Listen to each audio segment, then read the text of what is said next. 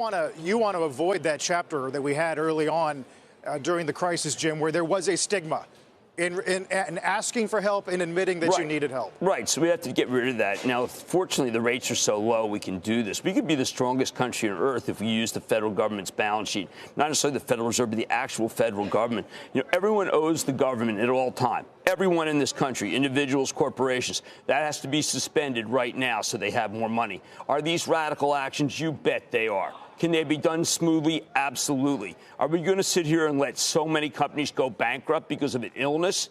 I think that is stupid. This is the time for radical action, and the action can be done by the federal government. Once we settle that out and stop worrying about money, we can worry about health simultaneously. Right now, we can't do both. I see a number of companies in the S&P 500 that could easily go bankrupt in the next 4 weeks. Does that make any sense at all? No. We do not want to reformulate any corporation, let alone the large corporations, because they cannot get paid. How do you make an airplane with so many suppliers when the suppliers, this is, of course, the largest exporter we have, when people at the suppliers, of course, get sick? The federal government could tide us over here. I don't want everything closed. I want everything to work smoothly. And the only way to work smoothly is to take advantage of what the rates are and for the federal government to borrow as much as possible and then give it to us. This can be returned after we get healthy. Do we want to come in here every day and see which CEO is taken down by this illness, how many workers are taken down? No. What we have to do is be able to say, you know what, no matter what, the country will keep running because money is not a necessity at this time. Have you seen any signs at all from our leaders in Washington and this administration that they believe the problem is as significant as you think it is? Absolutely not. They know nothing. They know nothing. Right.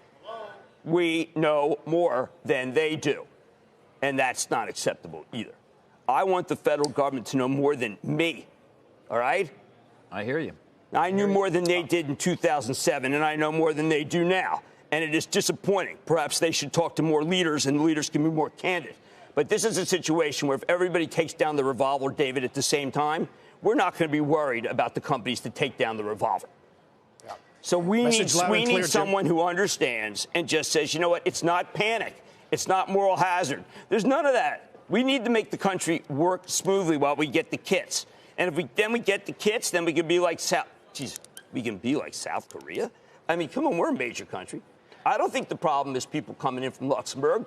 No, it doesn't appear to be. The virus is here. There's no doubt. And the question is whether it's spreading. We had Larry Kudlow on last week. He said it's relatively contained. We took him. That was nice. We obviously discussed that with him and tried to counter that perception. That's going to be a key here.